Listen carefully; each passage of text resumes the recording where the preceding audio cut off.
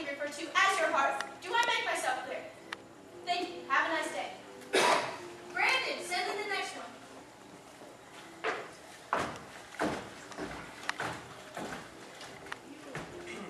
Do you need instructions on how to sit? No. Then do it.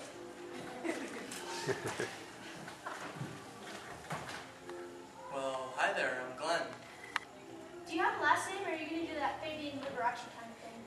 It's Keller, and you are? God, as far as this office is concerned.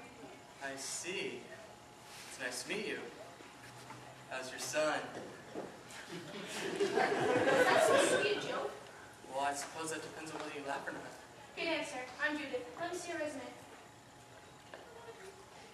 You seem to have a lot of experience. Why did you leave your last job? The company I was working for had financial difficulties and was forced into bankruptcy. Uh-huh. Did you have anything to do with it? Of course not. Just checking. Let me tell you what would be expected of me here. This is an extremely busy company, and I have a lot to take care of. You would be my assistant. Have you ever worked for a woman before? I used to do chores for my mother when I was a kid. Does that count? Are you trying to be clever? Well, if you don't mind my saying, you seem a bit tense. The reason I am tense is I can't seem to find an assistant with an IQ higher than that of a gumdrop. How many assistants have you had? 8. Today? It seems like it. I need someone who will be satisfied working for me.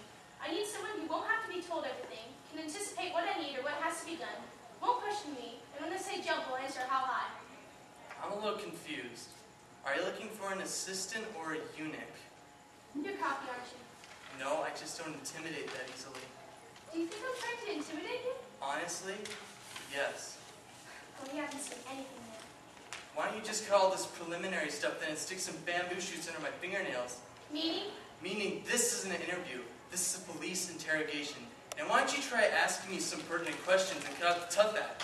Finished? Yes. I think so. Good. Now it's my turn. All this may seem like an act to you, but if you had to deal with all I do and had to interview as many imbeciles as I have, you might understand the reason why I interview the way I do.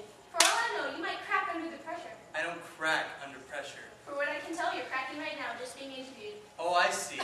You act like this and you're being thorough, but I give it back and I'm cracking under the pressure? Have you ever thought that you might be the one losing it? Okay, listen to my mouth. You are never going to meet a more together lady in your life. You should get down on your knees and give thanks that I've even allowed you to come into this office. To be allowed to work for me would be a blessing from heaven for you. Who are you kidding? Working for you should be a sentence imposed by a court for breaking some law. Of course, that would probably constitute cruel and unusual punishment. Keep it up and I'll show you cruel and unusual punishment. Who are you? Vito Corleone? What are you going to do? Press the intercom and get Luca Barrazzi in here to throw me out? Don't flatter yourself. I wouldn't bother my staff with such a trivial disposal. You know, lady, you have some serious problems. You don't need an assistant, you need a keeper. And you need to find the door.